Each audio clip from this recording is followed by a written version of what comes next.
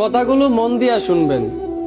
গাধাকে যখন সৃষ্টি করা হলো তখন গাধাকে বলা হলো, তোমাকে সকাল থেকে সন্ধ্যা পর্যন্ত প্রচুর পরিশ্রম করতে হবে, সারাদিন পিঠে বোঝা বয়ে বেড়াতে হবে, খেতে পারবে শুধুই ঘাস, তোমার মাথায় কোনো বুদ্ধি থাকবে না, আর তোমার আয়ু দেওয়া হবে 50 বছর।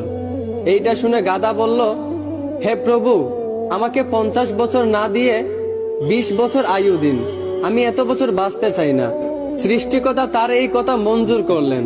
তারপর যখন কুকুরকে সৃষ্টি করা হলো তখন কুকুরকে বলা হলো, তুমি হবে মানুষের একজন কাছের বন্ধু, আর তোমার খাবার হবে মানুষের থেকে যাওয়া জুটা খাবার, আর তোমার আয়ু দেওয়া হবে 30 বছর। এইটা শুনে কুকুর সৃষ্টিকর্তার কাছে হাত জোড় করে বলল, হে প্রভু, আমি 30 বছর বাঁচতে চাই না, আমাকে 30 বছর থেকে 15 বছর আয়ু দিন। সৃষ্টিকর্তা তার এই কথাও মঞ্জুর করলেন।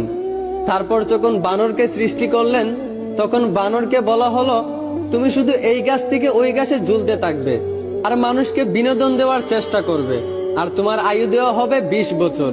এইটা শুনে বানরও হাত জোড় করে সৃষ্টিকর্তার কাছে বলল, হে আল্লাহ, আমাকে 20 বছর না দিয়ে 10 বছর আয়ু দিন, আমি এত বছর বাঁচতে চাই না। সৃষ্টিকর্তা বানরের কথাও মঞ্জুর করলেন। তারপর আসলো পুরুষের পালা। পুরুষকে যখন সৃষ্টি করা হলো তখন পুরুষকে বলা হলো, তুমি হলে প্রাণী